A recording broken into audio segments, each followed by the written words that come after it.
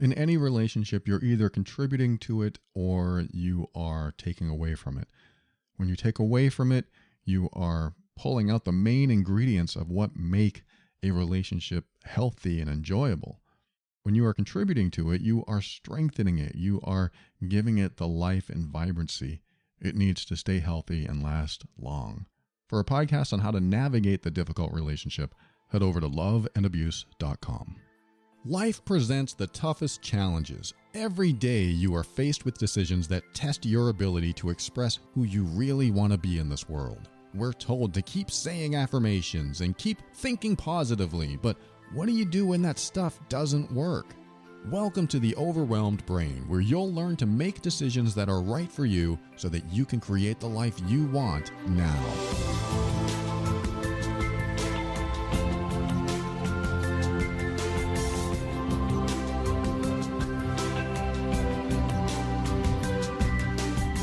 Hello and welcome to the show. My name is Paul Coliani and I want to help you learn the skills you need to deal with life's challenges using emotional intelligence and critical thinking without compromising who you are.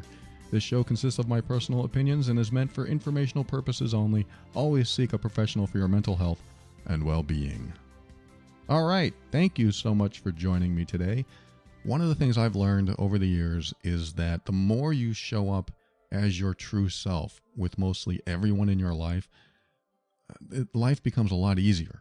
Or life is a lot easier. It's easier to manage because you're not becoming someone else for other people. For example, I used to show up as someone different in my romantic relationships. So I would be one person to the outside world and be another person in my romantic relationships. And of course, there are differences between romantic relationships and other relationships, but for the most part, 95% of the time, how you show up in any relationship, in my opinion, should be mainly how you show up in mostly every relationship, because that means you're not trying hard to please anyone. You're not trying hard to make them think differently of you. You're not showing them a version of you that you aren't necessarily fully in alignment with. In other words, you show up authentically. I like to think that in my personal romantic relationship with my girlfriend, that I am showing up mostly the same way as I do with other people in our lives. Now, that doesn't mean I'm going to be giving away all my secrets to friends and family, because that's reserved for my romantic relationship with the person that I feel like I can trust the most, even though I probably have the same amount of trust for other people in my life. But this is the person that knows everything about me, and I want to be able to feel good and safe sharing things with her that I wouldn't share with anybody else. So there are parts of our lives that we can share with certain people that make sense. But I've learned that the more I am myself with romantic relationships and the more I am myself with friendships and family, life is easier, because I don't have to think about who I want to be. And I'm not accommodating. I'm not trying to change them or their perception of me. I'm just showing up as me. It's not always easy, and I don't always accomplish it. But I think it's a great path to take to make life easier in some ways. And not in all ways, but in some ways. But for me, it has made life easier. I have shown up who I am to other people, to family, which means I really had to change over the years. I had to heal and change who I was, because I wasn't always honest. I wasn't always transparent. I wasn't always vulnerable. And when I got into a romantic relationship, I was hurtful to my partners in my past, because I didn't want them to know the real me. I didn't want them to know my vulnerabilities. I didn't want my partners to see my anger. So I would be passive aggressive and I would be emotionally abusive. And it was an awful way to treat someone. But I did that for years and years because I didn't want to show up as who I really was. Because when we show up as who we are, what happens? People judge us, right? They're going to judge us anyway. We can't really plant the seed of who we are in their heads, although sometimes we try. Hey, I want them to see me as likable or lovable. I want them to see me as someone they can trust. But if you spend your time trying to convince other people by showing up in an inauthentic way, what ends up happening is that you may end up becoming less likable and less trustable and less authentic in their eyes, because most people can sense there's something else going on. Have you ever met someone and you think, why are they happy all the time? They're never angry and they never say anything bad about anyone. They can't be real. I'm not saying there aren't people like that exist, but nothing bothers you ever? Do you live amongst us humans? Because things bother us. We get stressed. We get cut off in traffic. People do stupid things and say stupid things. So it bothers us. We have values that don't align with other people's values. We have beliefs that don't align with other people's beliefs. So these things are going to bother us. And as we elevate emotionally, as we evolve, they bother us less and less because we're not paying attention to other people. But there are still things that bother us. I mean, our fight or flight kicks in when we are cut off in traffic. I mean, we just want to, you jerk. I hope you get caught or worse. I hope something happens to you. You just threaten my life. That's what it felt like. Or threaten my life and my family. So we have these thoughts that rush through our head in those moments. It's hard to avoid. So when I meet somebody who's always happy all the time, never is angry about anything, never has a bad word to say about anyone, which is, it's noble. It's great. I don't have a problem with that. But at the same time, I'm thinking there's got to be more there than I'm seeing or that they're showing. There's got to be more there. Something doesn't feel right. It's like they're not showing up as the full version of themselves. And some people don't want to. I get this. Some people don't want to show them or show other people the full version of themselves. They don't want to be that vulnerable or transparent. And sometimes you can't. Sometimes you shouldn't. Sometimes you shouldn't show the full version of yourself, all of who you are, to certain people, because those people can be toxic. Those people can use what they know against you, what they know about you against you. And when that happens, they can make your life very difficult. So I'm just talking about in general. I'm talking about relationships in general. If you can be the same person to your boss as you are to your romantic partner, at least when you have general conversations, things might go different. Like if you are always fighting at home, would you be fighting with your boss? Probably not. You know, if you have that kind of relationship, or maybe you do, I don't know. But the idea that you can show up as the same person in every place kind of causes you to work on yourself. It really does. It causes you to ask yourself questions and wonder why you can't show up as your authentic self everywhere you go. Again, you have to pick your battles wisely. You have to make choices. Like you don't want to show this person your full self because you don't want to be that vulnerable. You don't want them to know everything about you, which is fine. I encourage that. Protect yourself too. There are people we have to protect ourselves from, but not everyone. Sometimes we have long-lasting relationships and they've never seen the real us.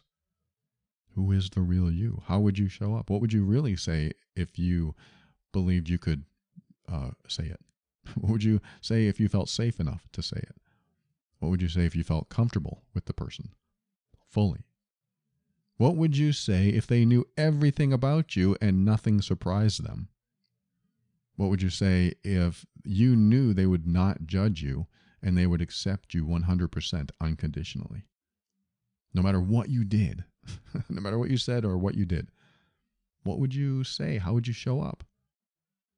That's my goal, is to show up as authentically as I can, but not necessarily give away the farm with everybody I know. But I want to show up as authentically as I can. I don't want to be the jerk at home and the nice guy out and about. I want to be a nice guy everywhere. And I also want to show people that, hey, I have feelings too. And I want to show people when they're crossing my boundary. I want to tell them about it. I want to tell them when they're disrespecting me. And I should be able to do that anywhere. I should be able to say, hey, look, you're in my personal space. Could you please take a step back? I should be able to say that comfortably anywhere to anyone. And if I'm around people that don't honor that, then why am I there? Same with that being at home. Why am I here if I feel unsafe or uncomfortable, or I have to always tell somebody they're crossing my boundaries. I don't want to deal with that. My girlfriend and I have ultimate respect for each other's boundaries.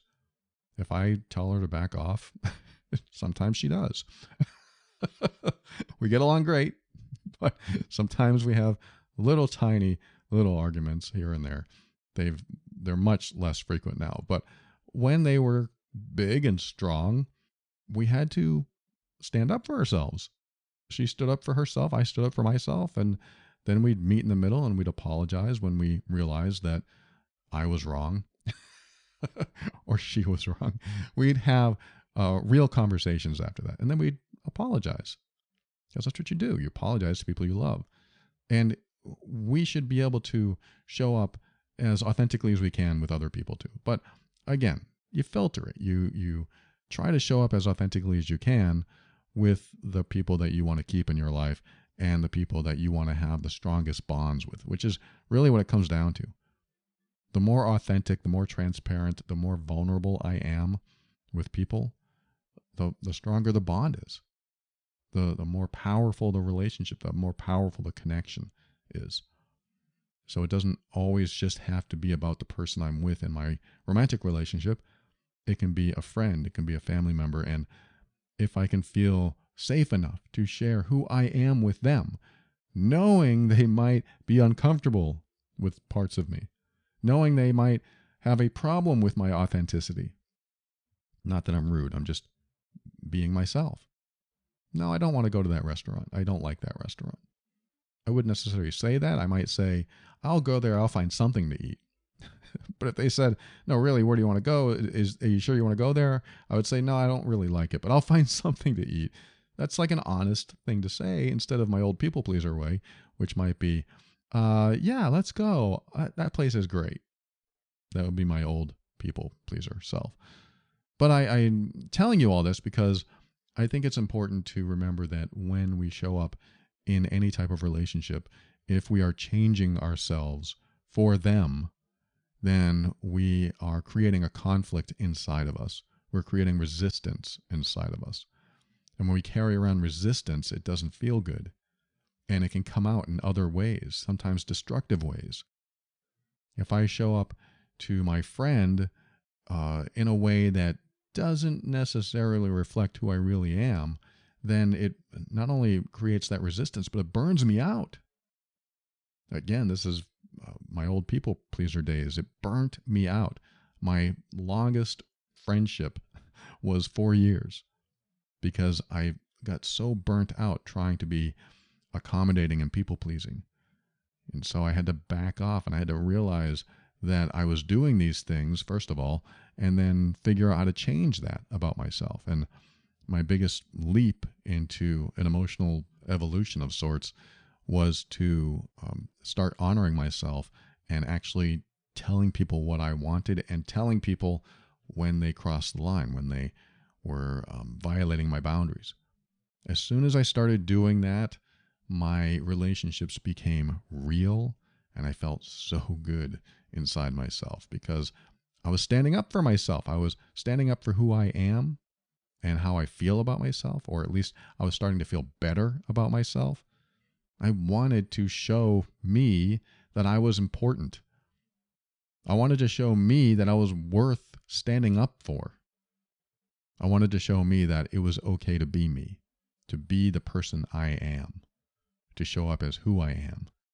And some people weren't going to accept that, and that's fine. I've had people come and go in my life because I wanted to be who I am. And again, this isn't about being rude, saying, you're crossing my boundaries, get the hell away from me. It's about honoring yourself. It's about telling someone, you're a little too close, and could you please step back? I have personal space. Could you please take a step back so I feel more comfortable? I mean, you wouldn't necessarily say it that way, but you could just tell someone what your boundary is. That's what I like to do. If somebody is crossing a boundary, I like to tell them what it is. Not only because it conveys to them where my boundaries are, but it also is a gift to them, because when you give or tell someone what your boundaries are, you're telling them how to treat you. And people who care about you will treat you the way you want to be treated. period. I mean, people who care about you, people who love you, people who want you to be happy, which is my definition of love. You're supporting someone else's happiness. When they know how to treat you, and they know treating you that way makes you feel good, and it supports them on their path to happiness, then that is a gift to them because they're giving that gift back. And people who care about you want to give that gift back. So I could go on and on about that. I've talked about that in many episodes, as you probably know if you've been listening a while. But I'm going to go ahead and read this email with all this stuff in mind, everything I just talked about. I'm going to read this email, and let's see where we go with it. Bring it up in front of me here. Thank you for your podcast. You're welcome. It had me learn so much about my last relationship and myself. I do have concerns about a recent relationship. We've been dating, or we had dated for a year and a month before the end. I found myself making a lot of sacrifices and doing just about everything to meet her needs. I felt very alone as she said my feelings, quote, do not matter. Was I in the wrong for being frustrated, for not being heard or seen with how I felt about the relationship? Repeatedly, I was being told that I was manipulating and a narcissist in the situation. When I was expressing the feeling of giving up a job I loved with potential in my career back to a job I felt stuck in. With this decision, I was looking at life outside of work, being more present for her and the kids, and being home before dinner after work instead of the 2-hour commute from the job I left. I was left confused with accountability I didn't take, and when I felt I did everything to meet her needs. All right, thanks for sharing that. And I'm going to get right to one of your points, which she said, my feelings don't matter. What more do you need? I mean, that's my question. That's a real question. What more do you need than that? What more do you need than for someone to tell you, your feelings don't matter to me? I'm giving you this extra time to soak this in, because if my girlfriend right now said, your feelings don't matter to me, I think it would be over. I mean, of course, we'd have a conversation. What? What do you mean? My feelings don't matter. What do you mean by that? That would be my question. If somebody said that to me, my question would be, what do you mean by that? My feelings don't matter. And if they said, how you feel, your emotional state, your thoughts, your feelings, none of that matters to me, then I'd say, then why are we doing this? What's the point? That's pretty much the resolution here. Is if your feelings don't matter to this person, then there's nothing else to grow on and go on. There's nothing to land on. There's no platform. There's no foundation. If your feelings don't matter to someone else, then there's nothing there. Maybe their feelings matter to you because you're compassionate, you're kind, you're caring, you're generous, supportive. But if your feelings don't matter to them, you have no forward momentum. There's no extra step to take. There's nothing left. That may sound cold when I say it that way, but this is the hard truth. Unfortunately, when someone says your feelings don't matter, there's nowhere else to go. The foundation has been slipped out from under you like somebody pulling a rug and tripping you. They're pulling the rug out from under your feet, and now what? Without feelings, what else is there? Without the validation of those feelings, without the acknowledgement of those feelings, what else is left? I know you could probably think of other things that might be left. Well, we had a good time together, and she would do things for me, and this and that. But this is something I said in the Healed Being program. The abusers that want to change, I have a program called Healed Being, and I help them through the paces. I help them through the steps so they can stop being hurtful and start learning better coping mechanisms or healthy coping mechanisms, and learn what they're doing wrong and learn how they're being abusive. And so one of the things I share with them is that you have to take people at their word. If somebody says, hey, you're hurting me, and the abusive person says, oh, come on, that doesn't hurt, then you're not taking them at their word. You're not believing them. Why aren't you believing them? The same thing goes here. If somebody says, your feelings don't matter to me, why wouldn't you believe that and then take that information, take that data, and make your next decision? And I'm not trying to give you a hard time. The person who wrote, I'm not trying to give you a hard time at all. I'm trying to help you get to the conclusion of everything fast. I don't like lingering, unfinished business. I don't like that. I want to know right away what's going on. How do you feel about me? I don't really feel about you. What? Well, do you care about how I feel about you? Not really.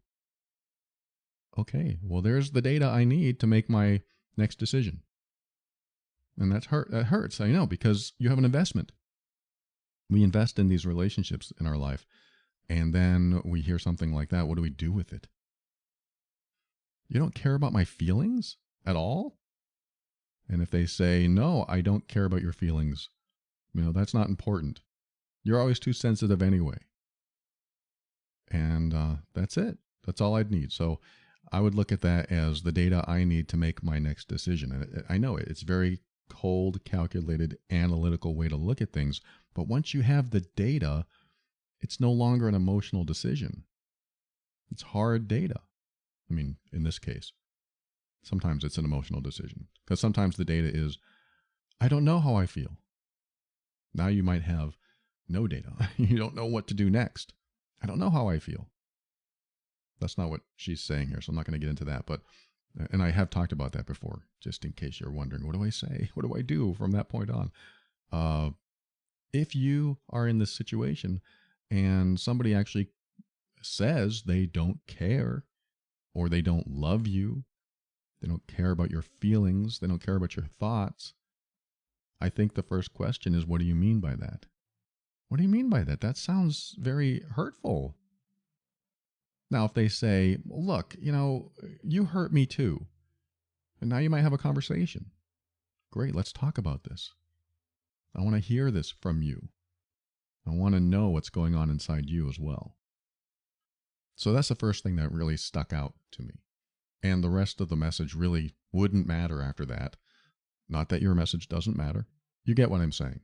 If you don't have that solid foundation of at least a mere acknowledgement of someone's existence and feelings and thoughts, and if it's not there, and that's important in many relationships, probably all of them, at least all romantic relationships that I know, without the acknowledgement of somebody else's feelings, the foundation is kind of disintegrated or doesn't exist. So let me talk about a couple other things you said. You asked, was I in the wrong for being frustrated, for not being heard or seen with how I felt about the relationship? I think that's the wrong way to ask it. In fact, I would just make the statement, I was frustrated for not being heard or seen with how I felt about the relationship. It's not about wrong or right. It's a statement of fact. I was frustrated for not being heard or seen about how I felt about the relationship. When you ask the question, was I wrong for that? What you're asking me is, was my emotional state wrong? Was I wrong for my feelings? Was I wrong for my thoughts? Nope. You're not wrong. Your emotions are real. How you feel inside you is real. Even if how you feel isn't necessarily justified. Like you're in a situation and somebody does something to you and it hurts. But then you found out that they didn't really mean to hurt you, or maybe they didn't do it and you just misinterpreted what they did. And then you realize, oh crap, I probably shouldn't have felt that way because they didn't really mean to hurt me, or they didn't hurt me at all. I just misinterpreted it. At that point, you can say, I wouldn't say you were wrong. You just misinterpreted it. I misinterpreted that. So that might be a better question. Am I misinterpreting something? Maybe. But the way you phrase this is, no, you're not wrong for being frustrated, for not being heard or seen. That's exactly how you felt. If somebody says that you're wrong for feeling that, it tells me the kind of relationship that you were in. Was I wrong for feeling that? That tells me that they probably convinced you that your own thoughts and feelings were not valid. And you got to reverse that, because your thoughts and feelings are 100% valid because they're yours. You're having them. You're feeling them. That's undeniable. You can think and feel any way that occurs to you or that you want. If something frustrates you, that's what you're feeling, frustrated. It's not wrong. It's not wrong to feel that way. This is your interpretation of what's going on. And believe me, if somebody says your thoughts don't matter or your feelings don't matter, it's going to be frustrating. And that's a valid reason to feel frustrated. And it's also valid to be frustrated about not being heard or seen. Some serious stuff going on there. You said repeatedly I was being told that I was manipulative and a narcissist, and this is when I was expressing a feeling of giving up a job I loved with potential in my career back to a job I felt stuck in. So I think I interpret that as when you said you don't want to give up the job you're in, this other person, she started saying, oh, you're just a narcissist, or you are manipulating me, or whatever it is. She didn't want to support you in the job you cared about. She wanted to support what she wanted you to do for her own benefit, for her own wants and needs. That's what I read here. And yes, I know there are two sides to a story. This is the only one I have. But the way you're speaking, I see the language, I see the words. The abusive person, the manipulative person, the narcissist doesn't talk like this. They don't talk like this. They don't ask if they were wrong. They don't give up their job, and they really don't care if somebody doesn't care about their feelings. So were you being narcissist? Probably not. Were you being manipulative? Probably not. I only have one side of the story, but I don't think I need the other, because I've read letters like this for almost a decade now, and I can tell the vibe, I can tell the tone, I can see the words that you're using, and almost always the victim talks like this, the victim of abusive behavior. And I'm not saying you're not hurtful or abusive in other ways. There might be things that you have done, but this is what I see here. It's 99% of the time when somebody talks like this, they have been victimized. Because, I mean, look what you're saying. Was I wrong to feel frustrated? It's like, I mean, I'm not putting you down for it. I'm saying that is definitely somebody who's been convinced in some way, shape, or form that their feelings don't matter. And since you said that in the first paragraph, she said, my feelings don't matter. That was your foundation in the entire relationship, probably. It's just that you got it straight from the horse's mouth. So one thing that's interesting about what you said here is that if you're being told that you're manipulative and you're a narcissist, I see this a lot, is that the person manipulating will tell the victim of their manipulation that they're the manipulator. The person they're abusing will tell the victim that the victim is the abuser. I see that constantly. I see that so much. How about the infidel, the person who cheats, will point their finger at the other person saying, you're cheating. I know you're cheating. That happens too. Because why would they just come up with that and then put all the focus on you, put the entire spotlight, and the whole world is now focused on you because they're yelling it at the top of their lungs. I know you're cheating.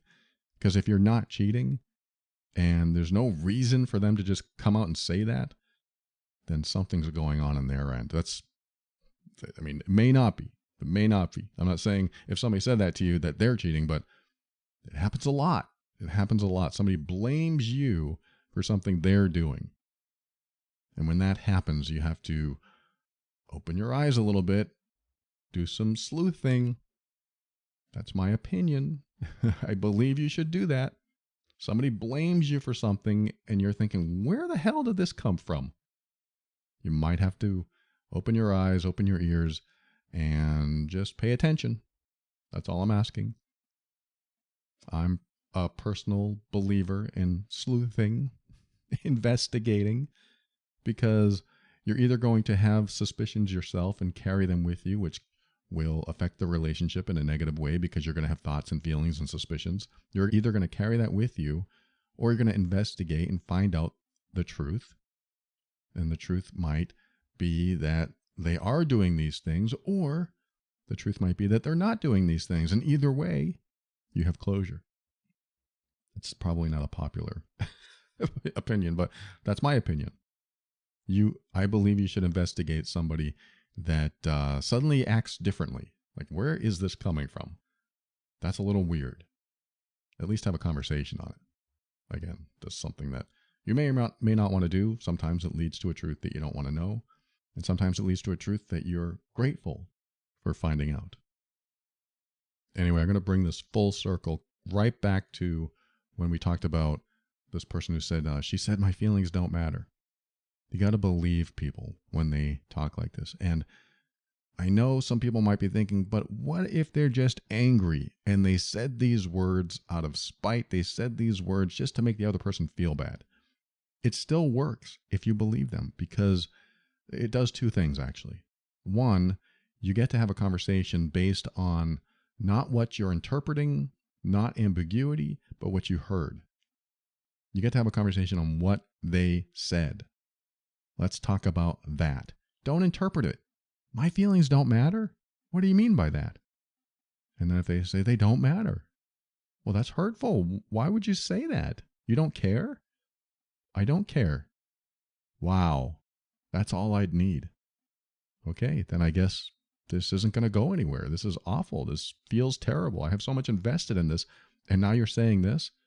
I guess I'll move on. So it accomplishes the ability to talk about what you heard. Now, the second part, the second reason to believe, to make this into a fact, is that if it's not a fact, it puts them on the spot to speak truthfully. If you don't understand what I just said, let's put it this way. If I said, you don't matter to me, you right now listening, you don't matter to me. And you said, what do you mean by that? That's awful, Paul. That's hurtful. And then I said, well, I don't really mean you don't matter. I just mean I'm tired today, and having to show up and record, it's just a lot of work, and it's really not about you at all. I'm just tired. And neither of those are true. But my point is, now I have to explain what I said because you believed the first thing I said, which was you don't matter. You don't matter to me.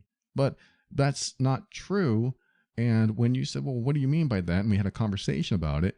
I finally explained, well, that's not it at all. I was just frustrated and I just said things off the top of my head, and it's not about you at all. Of course, I love you. Of course, this and this and this. But I went there at one point, and you chose to treat that as a statement of fact so that we can have a conversation on it. Because here's what happens. If you choose not to believe it and you think, well, they're just mad, then you never have a conversation about it. And what ends up happening is that they know they can hurt you and get away with it. Your feelings don't matter. Oh, wow, that really hurts. Oh, my God, why would you say that? That's awful. This might be you thinking to yourself, your feelings don't matter. Wow. But let's just treat that as truth, and now I have something to work with. I can ask them what they mean, and if they still say the same thing, then I can put them on the spot, and they'll have to own up to that statement, and we'll see where it goes from there. It gives us something real to talk about. Anyway, I hope that was helpful. Thank you for writing, and thanks for listening to another episode of The Overwhelmed Brain. When we come back, I'll say my thank yous and my goodbyes and my final words right after this.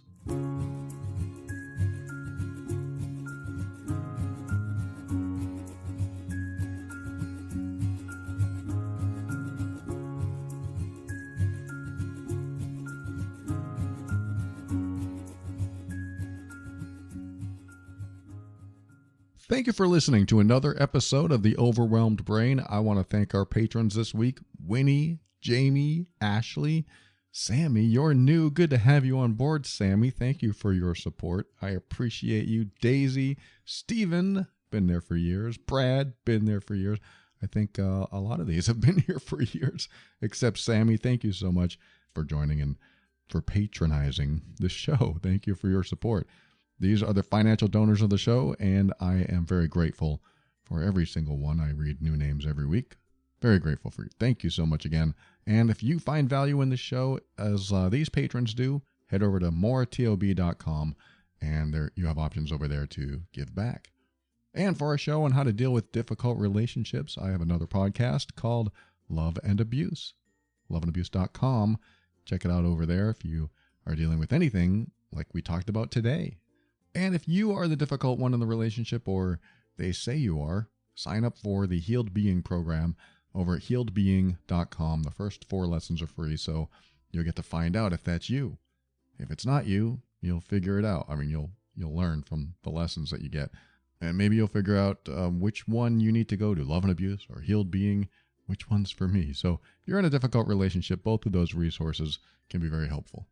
And finally, thanks to Kevin MacLeod of Incompetech.com for some of the music transitions in The Overwhelmed Brain. And for my final words, I'm going to talk about the last segment that we just talked about, that email, and how that person said that they were frustrated and they're not sure if they're in the wrong or anything like that. I want you to be careful when it comes to one person always being right.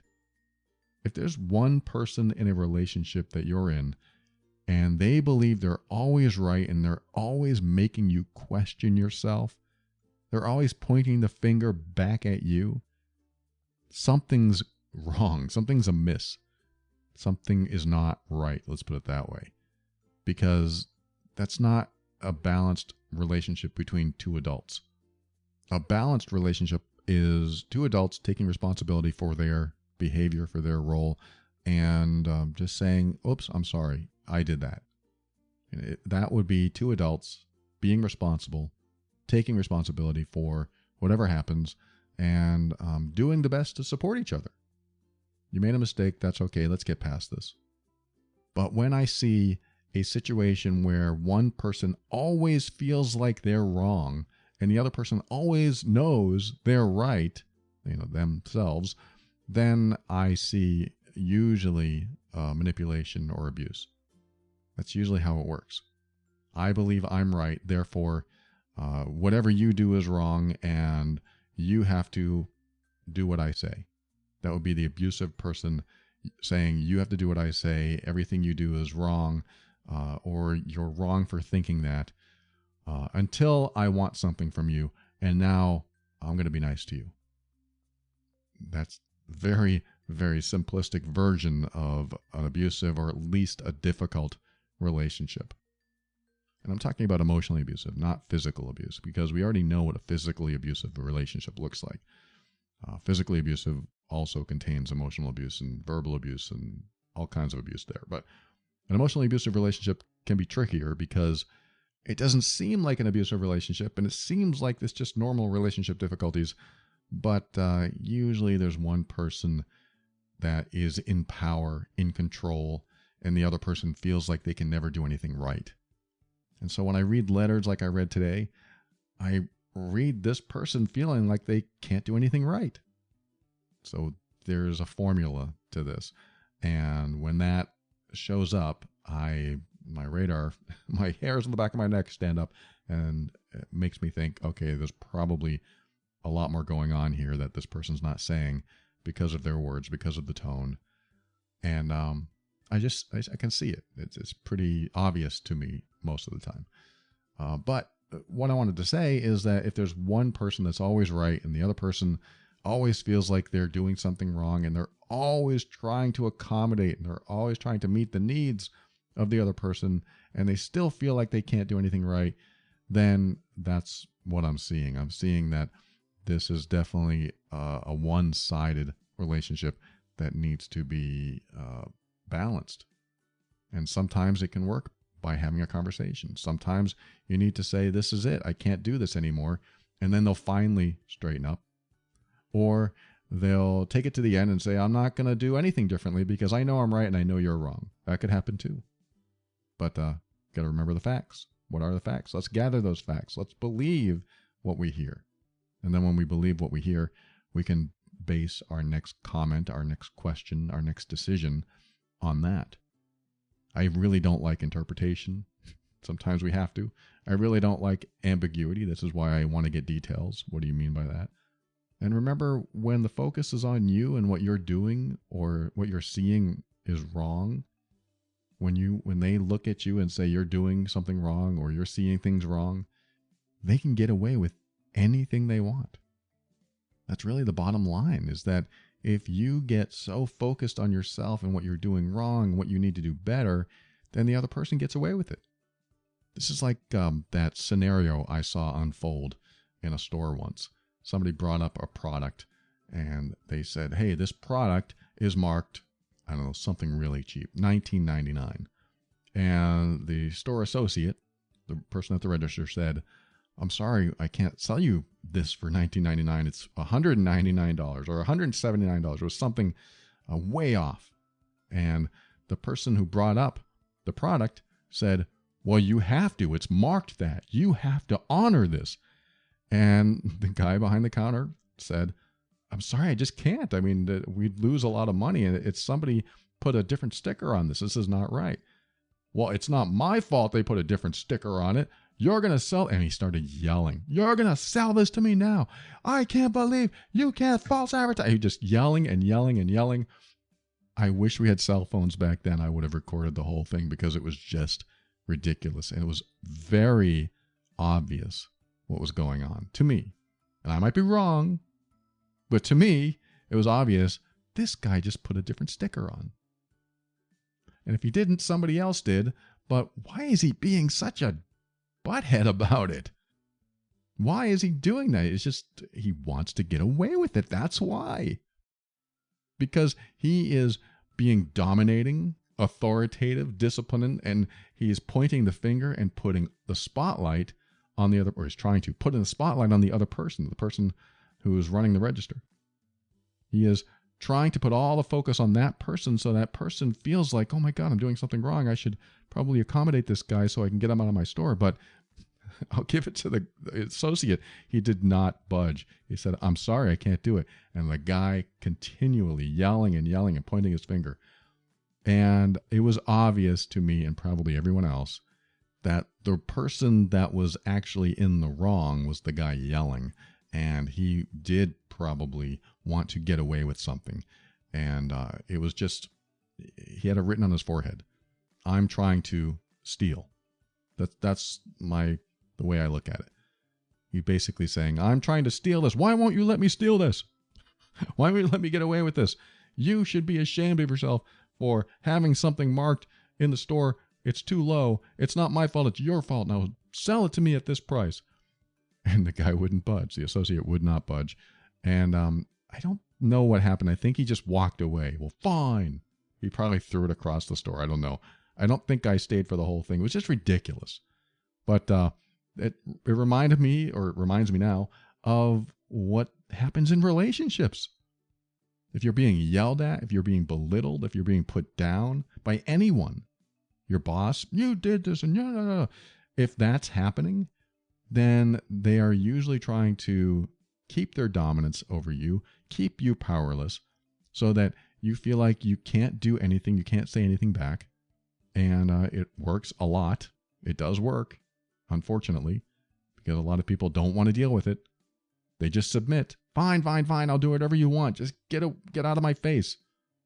And when that happens, the person gets away with it. And that's what I'm saying, is that when they put the focus on you, when somebody puts the focus on you, they point their finger at you, they get mad at you, they make you question yourself, they make you feel confused, they make you wonder maybe you are in the wrong. That's just them wanting to get away with it. Not all the time. This is, there are exceptions, but this is what I see often. And you do have to look at a pattern. Like, do they have a pattern of doing this? They get more and more angry, and they just want you to feel bad and keep the focus on yourself.